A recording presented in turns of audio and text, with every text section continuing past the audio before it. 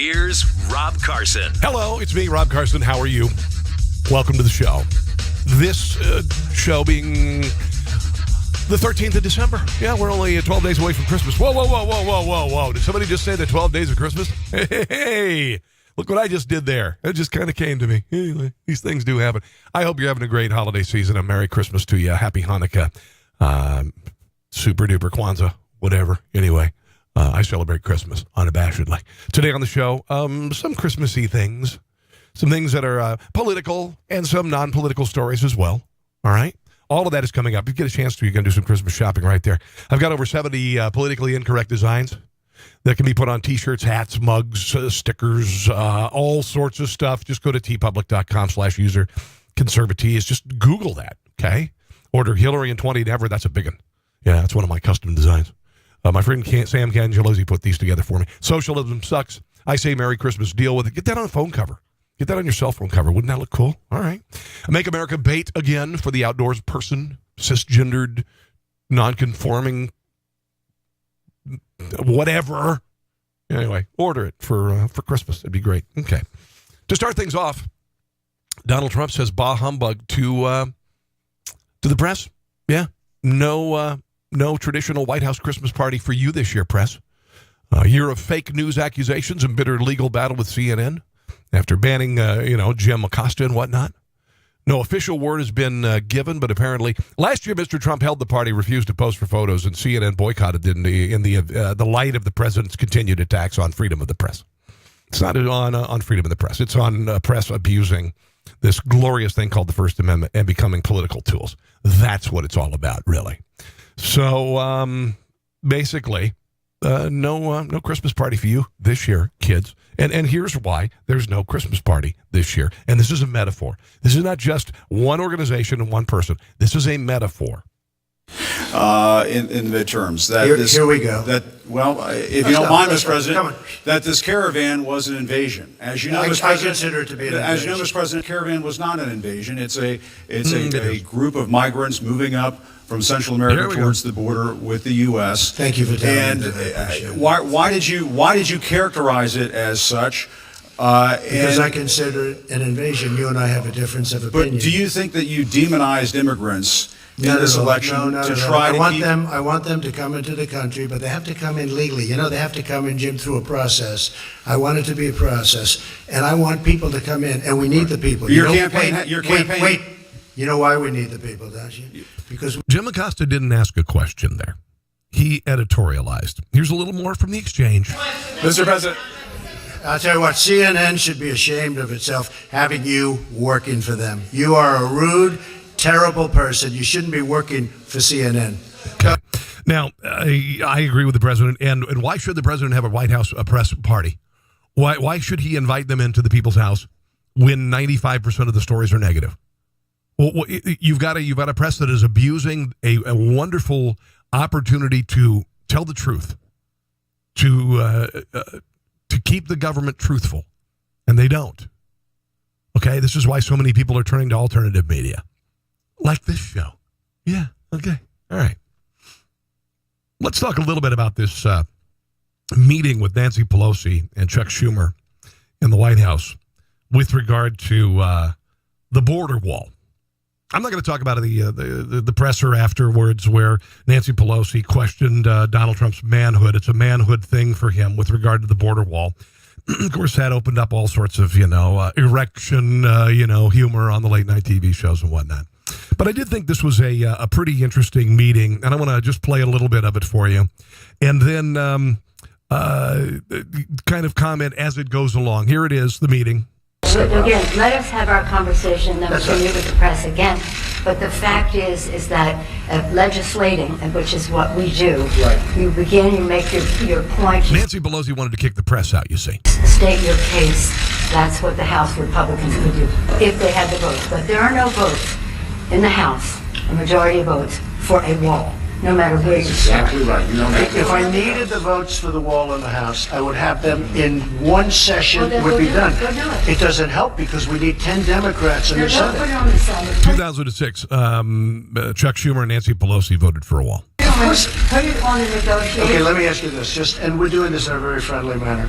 It doesn't help for me to take a vote in the House where I will win easily with the Republicans. You will not win. It doesn't help to take that vote because I'm not going to get the vote of the Senate. I need 10 senators. That's Mr. the problem. President, you have the White House, you have the Senate. I have the you White House. The White House is done, and the House would give me the vote if I wanted it, but I can't because Well, I you need, can't. Nancy, I need 10 votes from Chuck. All right, let me say something here. Let me just say one thing.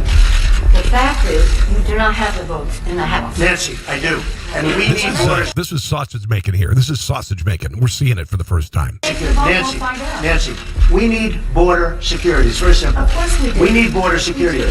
People are pouring Then why did you vote for a wall and now you're against it? into our country, including terrorists. We have terrorists. We caught 10 I'm thinking most, like Nancy Pelosi's house, probably has a wall. And why is that? For border security. terrorists over the last very short period of time. 10. Because it's a micro scale, versus the country. But, I think you understand. These are very serious people. Our border agents, all of our law enforcement has been incredible what they've done. But we caught 10 terrorists. These are. Let's move ahead a little bit here. We're going to keep it open if we have border security. If we don't have border security, Chuck, we're not going to keep it I'm open. with you. We are going to have border. And it's the same board. You're bragging about what has been done. By us. We want to do the same thing we did last year, this year. That's our proposal. Which is nothing. If it's good then, it's good now, and it won't shut down the government. Chuck, we can build a But that's much it. bigger Let's section let's with debate. more money. Let's debate in private. Okay? Yeah. Let's debate in private. That is devoid, frankly, of fact, and we can. We need border security. I think we all agree that we need border security. Yes, Is that we right? do. Good. We do. No, See? you don't. We You get don't along. believe that at all. Thank you, everybody. You don't believe that at all. You say border security and the wall. Can you have border security without the wall? You need the wall. The wall is a part of border security. Yes, of course it means is. to have border security. Yeah, we need border security. The wall is a part of border security. You can't have very good border security without the wall, no. That's just not true. Just- That is a political promise. Border see if we can get to the debate part with where- you about saying we confront some of this Chuck fact. Schumer makes him own shutting down the government. You know what? We need border security. That's what we're going to be talking about, border security. If we don't have border security, we'll shut down the government. This country needs border security. The Now, wall let's is do a this. part of border security. Let's have a talk. We're going to get the wall built, and we've done a lot of wall already. That's a big part of border security. Hold on, here we go. And in many cases, Consequences, Mr. Let me President. just say. and that's why the country's doing so well. What the president is representing in terms of his cards over there are not factual. We have to have an evidence-based conversation about what does work. The Democrat Party never wants things fixed. That's the truth. If you fix Social Security, if you fix the IRS, if you fix the border, then you don't need Democrats anymore. They never want things fixed. And even more nefarious, this is about Democrat voters. That's what this is about getting Democrat voters and upsetting the balance of power in this country. What money has been spent and how effective it is. This is about the security. Blah, blah, blah, blah. Oh, no. And then you open 20 it up very times. quickly. And 20 I don't times. want to do what you did. 20 But, times you Chuck, have called for, I will shut down the government Here we if go. I don't get my wool. None of us have You said. want to know something? You said okay, it. you want to put that on You my... said it. I'll take it. Okay, good. You know what I'll say? Yes. If we don't get what we want, one way or the other, whether it's through you, through a military, through anything you want to call, I will shut down the government. Okay. Okay, there you go. Now, this is something I've been dying to talk to you about because the Democrat Party for decades has been using government shutdown as a political weapon. Sometimes effectively, sometimes not so much. The last time it happened, I believe, was in 2012 or 14. I think it was 2012, because I was living in Washington, D.C. And the Democrat Party shut the government down. Barack Obama had tens of thousands of signs made that essentially blamed the government shutdown on Republicans. He put them on our national monuments. He put them on roadways to our national parks. He hired more security to keep Vietnam veterans away from the Vietnam Veteran Memorial than would be required if the Vietnam Veteran Memorial were open. It was obscene. It was obscene. It was punitive. And it was the use of government in the very, very worst way. We saw barricades at the World War II Memorial torn down by Republican legislators. Michelle Bachmann was one of them. Because, by God, World War II veterans who are on their last days should be able to go to the World War II memorial and not be prevented because of a temper tantrum by a president at a party. Donald Trump has said, okay, I'll own it. The American people want border security, and if we don't get it, I'm going to shut the government down. Oh, there you go. How devastating is that? That is removing an arrow from the Democrat quiver. That's what that's all about. I thought it was a great move, to be quite honest. I thought it was a great move.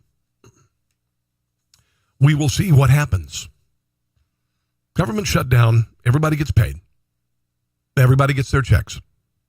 Everybody gets paid. Government workers, federal workers still get 70% more than the private sector. They still get their pensions, which most of the private sector doesn't have anymore. The government shutdown is not as devastating as the Democrats would like it. And now Donald Trump has said, hey, man, the American people think that this border is more important.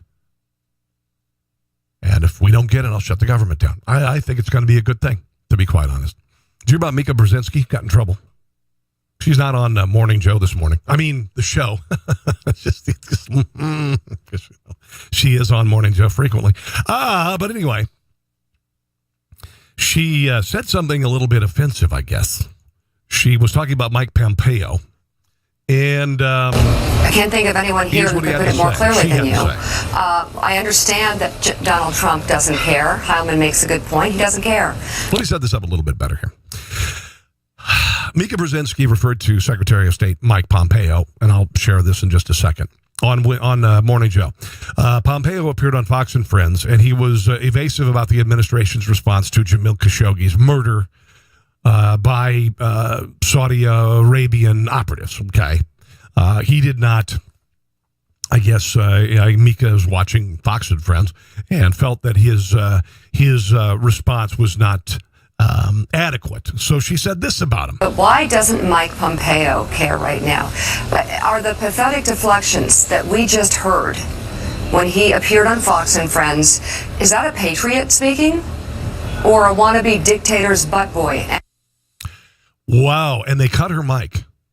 Okay, they did. I stopped the tape, but they cut her mic after she said that.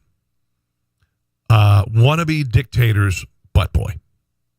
Now, am I offended by this? No.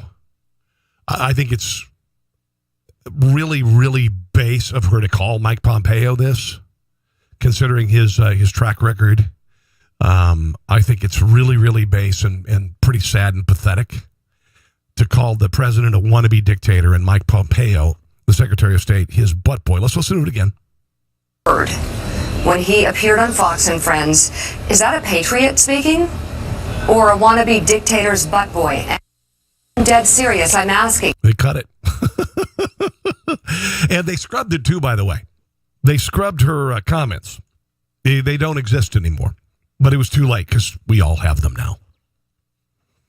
Not around this morning. Mika didn't make it in this morning. I wonder why that is. Well, good morning. It is Thursday, December 13th. Mika has a day off with her family, a long-planned family event, which she's sorry she's not here because we're going to be talking about baseball most of the morning. She'll be back with us tomorrow. I'm just joking. We're doing politics. So along with Willie and me, we have...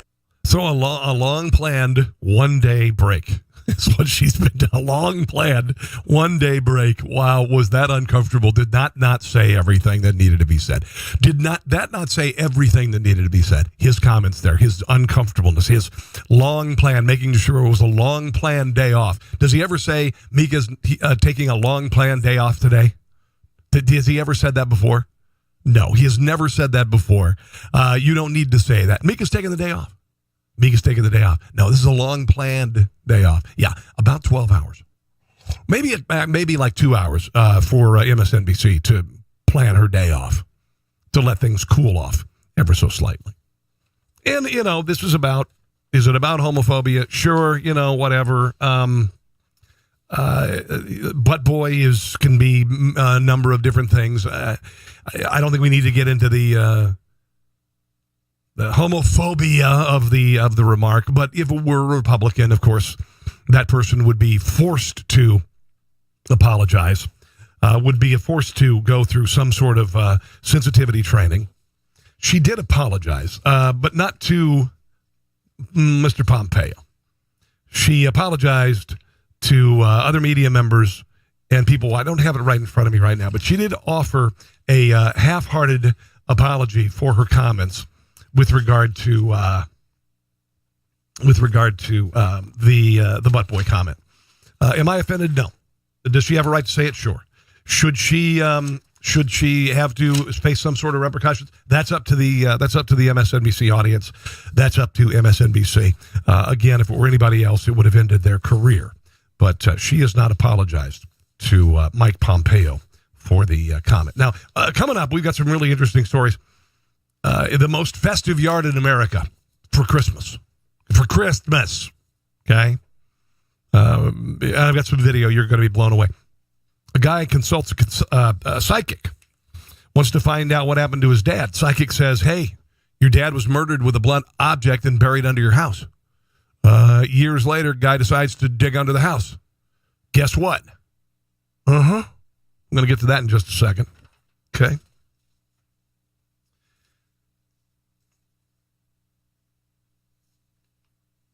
Executives from Google appeared before Congress this week. Google CEO came under fire. Republican congressman said that search results have liberal bias, and they do. And they do. If you look up the word idiot, it shows pictures of Donald Trump. Okay? Now, if you put Barack Obama in there, well, let's just see. I'm gonna check here real quick. I don't know if I can actually put this on the air and let you see it, but trust me, I'm looking online here. So let's look up Barack Obama. Oh, let's look at idiot. Okay, here's the word idiot. Okay, IDOT, IDO. Let's go see. Let's see if this actually still, if it was fixed. Images for idiot. Yep, it's all Donald Trump. Yeah, it's all Donald Trump. There's stories. There he is. Yeah, Donald Trump, idiot. There's his sons. Let's see. There's Kanye West up there. There's a Bernie Sanders down there a little bit lower. That's good. All right. So, and the headline on Bernie Sanders is Bernie Sanders knocks our idiot President Trump. Of course. Okay, so when you put idiot, there's no Barack Obama up there. And that's just the way it is. I mean, if you look at the search results on Google, they are so very political. And if you deny that, you're high. If you deny it, you're absolutely high. I'm not going to get into the hearing. I didn't get a chance to see all of the hearing. I know that social media, the social media giants, Google, they all are biased against conservatives. I know this because I was on 19 Facebook pages run by a man named Terry Littlepage, and his sites were all taken down. There were 9 million followers, and all of the pages were taken down. These were all where my podcast was seen, where my brothers and sisters on Liberty One TV, all of their podcasts were seen. They were all taken down on October the 11th, with 820 Facebook pages, largely conservative, being taken down. So don't tell me that they're not biased against conservatives. If you don't think so, well, you're not a conservative and you haven't experienced it. I have firsthand. When you go from your video podcast, you're reaching 50 to 80,000 people per episode to zip zero nada. I speak from experience. Ted Lieu was asked about this. He's a congressman, and he was asked about the First Amendment. He was asked about Google and censorship. Here's what he had to say. Okay, I want to ask you about something totally separate, because you were in this Google hearing. Yes. The CEO of Google, Sundar Pichai, testifying before your committee about a number of concerns. You took an opportunity to push back on Republican claims of bias in Google searches. In the middle of this hearing, you Googled Republican Steve Scalise. You Googled, after that, Republican Steve King, to show that there were favorable stories, including from conservative outlets, about Scalise, negative coverage of King, and you made the point, essentially, that's not because of a Google algorithm, yes, it's because of what these members do and say. I will say it was clever, it caught some attention, but I wonder, have you thought that maybe you and other Democrats have missed opportunities to use your time to press Google's CEO at a time when these large tech companies are... The Democrats won't press Google because they are treated favorably. Why would you press them when everything is going very well for you? This happens everywhere. This happens in the mainstream media. This happens in social media. This happens in search engines. Why would you question when everything is going your way, when you have a propaganda machine that Stalin would have dreamed about in a country that's ruled by the First Amendment, governed with the First Amendment? Struggling to manage content, perpetuating conspiracy theories. They're so vulnerable to outside interference. Isn't that a focus that could have been... Here comes the money shot. A missed opportunity? So it's a very good point you make. I would love if I could have more than 5 minutes to question witnesses. Unfortunately, I don't get that opportunity. However, I would love to be able to regulate the content of speech. The First Amendment prevents me from doing so. Who in the hell says that? Who in the hell says that? I would love to be able to regulate free speech, but the First Amendment prohibits me from doing so. Are you out of your effing mind? Do you know how Stalinistic, Castroistic that sounds? An opportunity. However... Here it is again. So it's a very good point you make. I would love if I could have more than 5 minutes to question witnesses. Unfortunately, I don't get that opportunity. However, I would love to be able to regulate the content of speech. The First Amendment prevents me from doing so. It's just, I don't think that he even realized afterwards what he doesn't realize what he said, because he thinks it's fine. He thinks it's fine to be able to regulate free speech. Now, he didn't say, I feel that I wish I could regulate hate speech. I feel like I wish I could regulate whatever speech. He said, I wish I could regulate free speech. Do you realize what a colossal foible that is? Do you realize what that exposes about this man? This isn't a slip of the tongue. This isn't a slip of the tongue. This is not a misspeak. I wish I could regulate free speech, but the First Amendment prevents me from doing that. Wow. Wow. We've gotten rid of amendments to the Constitution. We've added amendments to the Constitution. Do you suppose Democrats would love to get after it? I know they want to get rid of that Second Amendment. Would it surprise you that a party that is unchallenged by the popular media, that is given advantage on social media and search engines, would it surprise you that this party harbors fantasies of restricting free speech? Would that surprise you at all? Would not surprise me one little bit. That's why they go after the sole, partly conservative Fox News so viciously. By the way, Brad Barrett does not do a biased newscast. He's terrific. But they go after Fox News, that one outlet. And, of course, conservative talk radio. I would love to be able to regulate free speech, but I can't. Al Sharpton is just, honestly, he's an idiot. Al Sharpton he can barely piece together two words. He is a shadow. He has walked in the shadow of Martin Luther King Jr. He has walked in the shadow of great civil rights leaders. He's never been a great civil rights leader. He is a buffoon. He is a race baiter. And he uses the legal system to sue people or threaten and to extort money. And to extort money. He's an extortionist.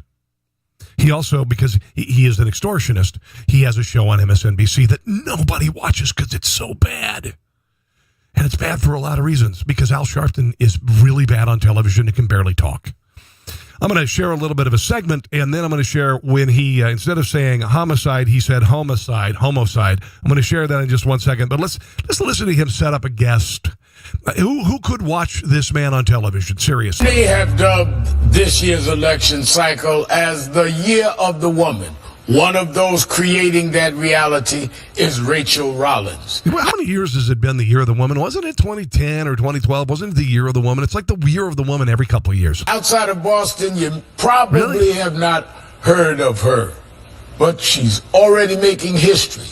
Rollins is the first woman of color elected to be district attorney within the jurisdiction of Boston. Okay. Her mission now, help law enforcement focus less on nonviolent crimes and more on Democrats have done such a good job on inner city crime. Why not appoint another Democrat? violent crimes and solving Baltimore, homicides. Washington, D.C. Oh, well, he said homicides. Rachel Rollins, incoming district attorney, welcome. And thank you for being here. Thank you so much.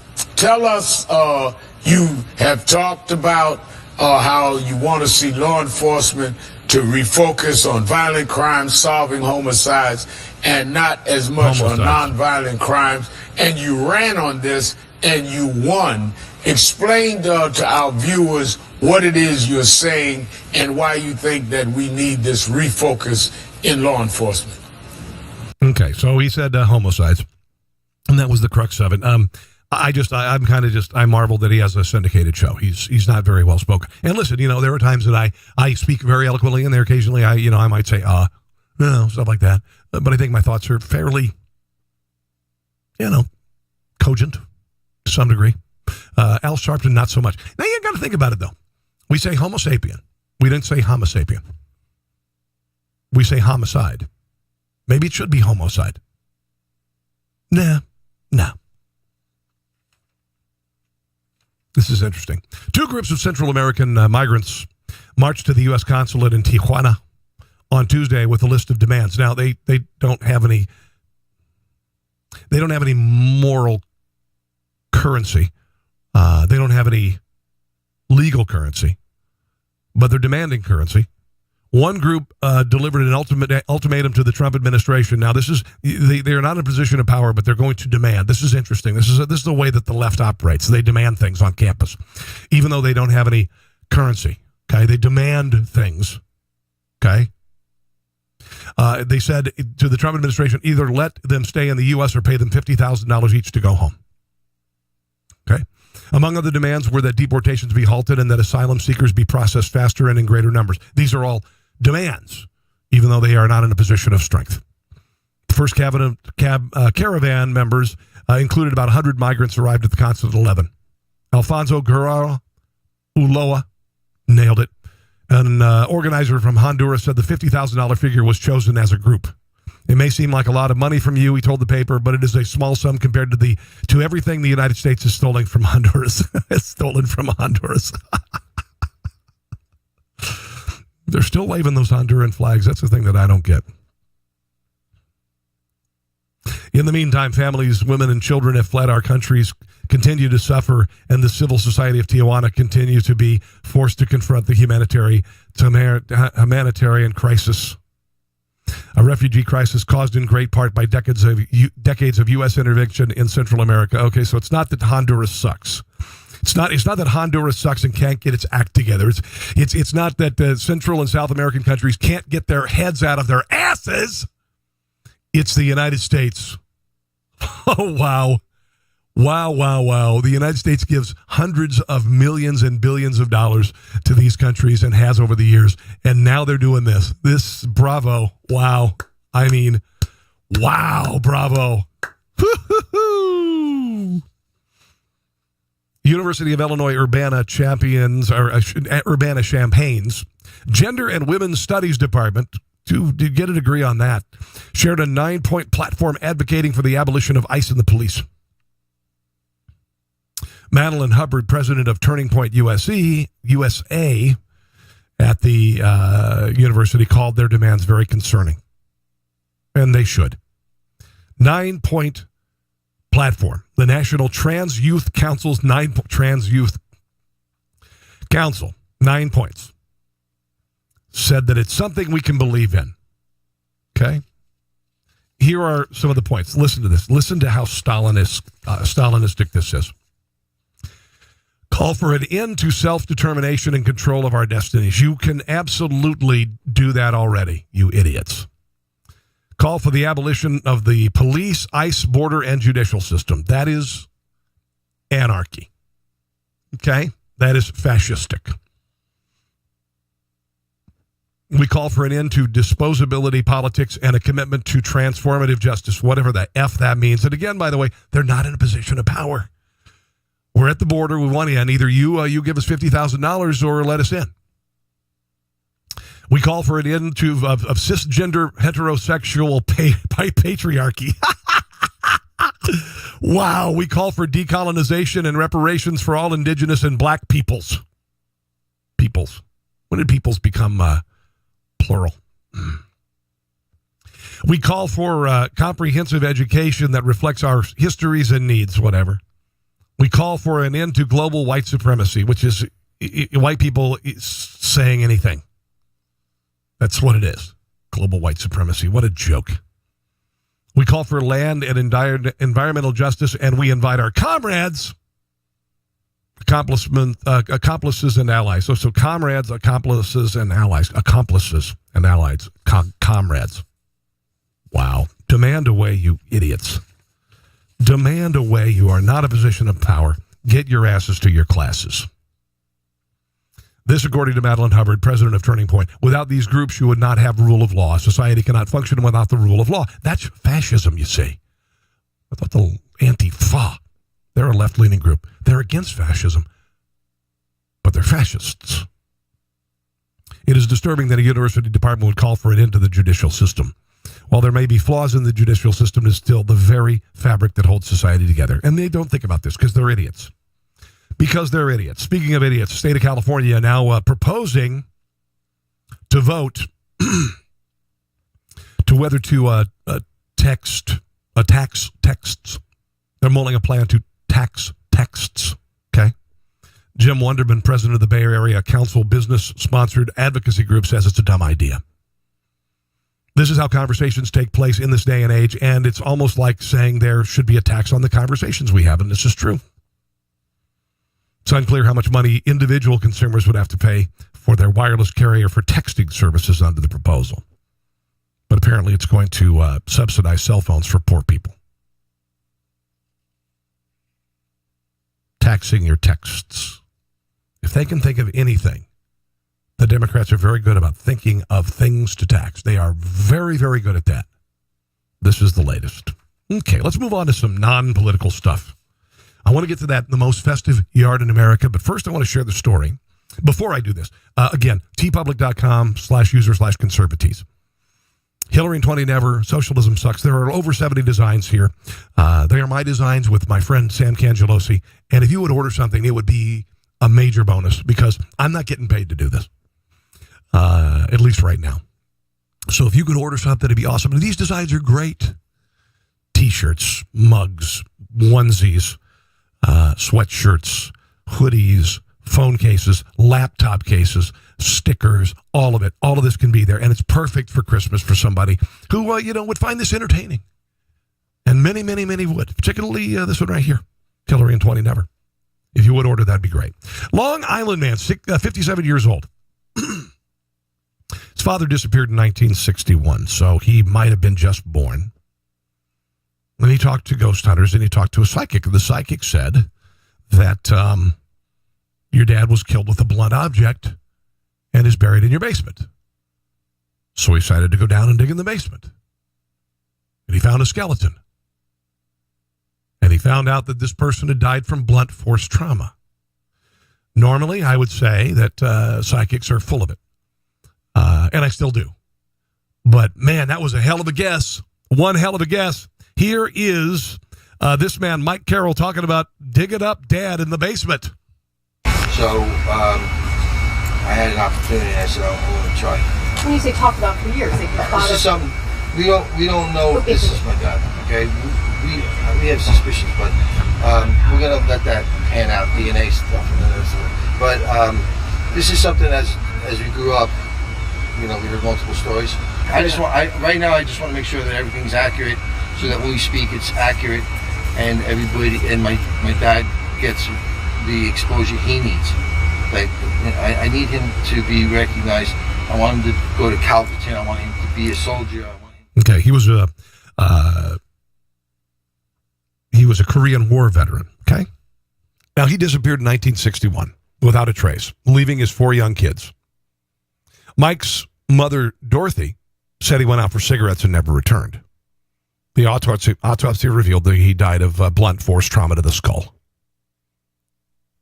So they want him to get him buried at Calverton National Cemetery as a veteran. I think that's very, very amazing. Mike's mother, Dorothy, provided vague details about how his father just left and never came back. Mike says his family never filed a missing persons report and moved on with their lives.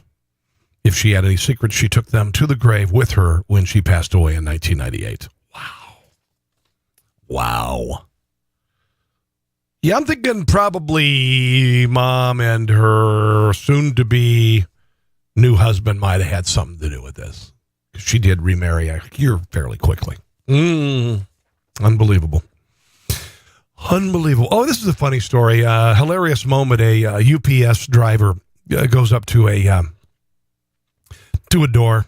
Has the Ring app on it. We've got the Ring app on it, and he got an unsuspected or unannounced visitor. Now, if this would have happened to me, I would have been screaming like a little girl, and I would have made little girls look good because that's an insult to little girls. I would have been, it would have been bad. Here it is.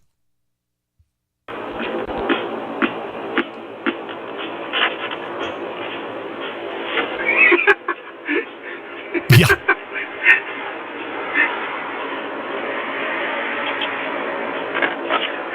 I would have been screaming. Oh, look at this again. Let's play it again. Here it is. Look at the squirrel. What's this? Hey, what are you doing? I think it's really funny that this guy's laughing about it. I would have freaked out. I would have just been on the ground. Unbelievable. Have you ever wanted to quit a job and make it very public? Apparently in Canada, Jackson Rekako, 17, decided to go in and quit in a grand fashion. Here he is at Walmart, and I don't know if this kid is a hero or if I would never hire him because of it. But here is his announcement that he was quitting.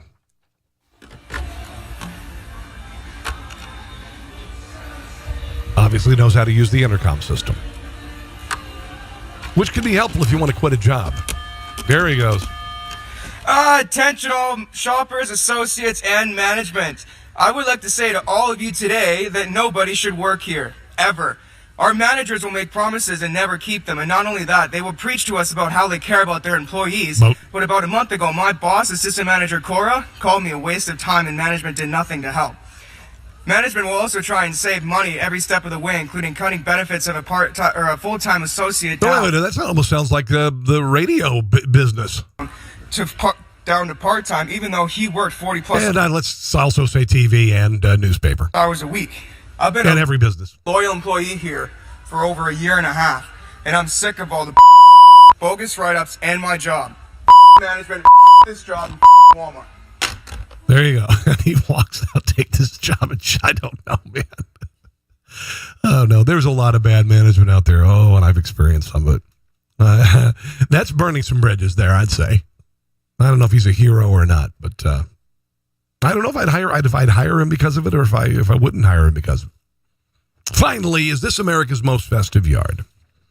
Now, some would say, and we've had this this debate, inflatables, those big inflatable things you put on your porch. It could be Santa Claus. It could be, we had a snow globe that was inflatable. And they're kind of the lazy man's way to get attention on Christmas. They really are. There's not Clark Griswold up hanging from a ladder and falling nearly to his death. It's nothing like that. Where, you're individually stapling hundreds and thousands of lights to your house and all that stuff. It's going out and plugging in an inflatable. There you go. And you get attention because of it. And a lot of people think it's kind of lazy. I don't care. I like any way you can celebrate it is glorious as far as I'm concerned. So I'm going to kind of wrap things up with just a drone flyover on this house. And by the way, this house, if you're going to make the trip, this house is in Illinois. It's in Moline, Illinois, which is lovely this time of year. No, actually, it's not. Anyway, thousands of people visit his yard every year, and here it is in its glorious, inflatable self. Let's make this a little bit bigger, shall we?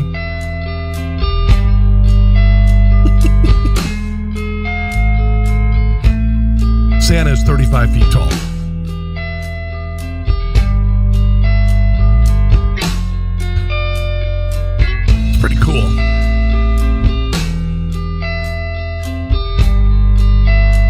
not all inflatable.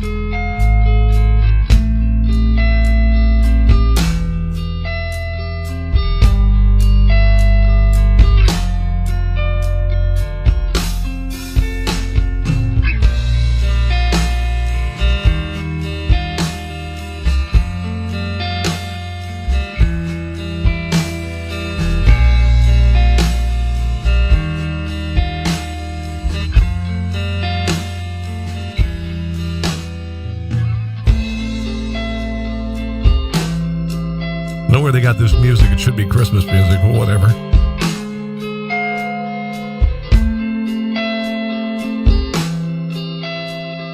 The Grinch, of course.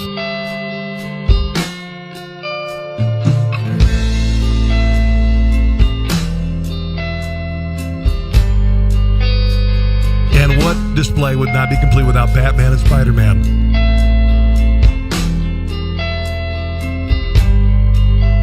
Did you see Clark Griswold's car with a tree on it? Oh, there's a crucifix and a manger. Lovely. Not inflatable. Very cool. Wonderful. And there's Elsa from Frozen, the Grinch. And a Sharpay. Okay, I'm not sure exactly why the Sharpay is there, but anyway, the Sharpay is there. Christmas is a glorious, wonderful, kind, benevolent holiday. And God bless it. God bless it, and God bless you. If you would, please order a design from tpublic.com/user/conservatees. I've got to go to my other job. Yeah, work another 8 hours today. Don't mind it, though. It's for my family. In the meantime, I just want to say, God bless you. Thank you for watching. If you would share on social media, it would be a tremendous gift. Also, if you get a chance to join Spreely.com, that is a new social networking site, Spreely, SPREELY.com. It is an alternative to Facebook. It is an alternative to Twitter. It is an alternative to Instagram. It is for Speak Freely. My friend Terry Littlepage, he put it together. Get a profile and friend me, Rob Carson, on Spreely.com. God bless, and as I like to say, and for goodness sakes, Merry Christmas. And I will see you again very soon. Thanks for listening to The Rob Carson Show. Friend him on Facebook at Carson Show, on Twitter at Rob Carson, and on Instagram, I think Facebook and Twitter are enough for now.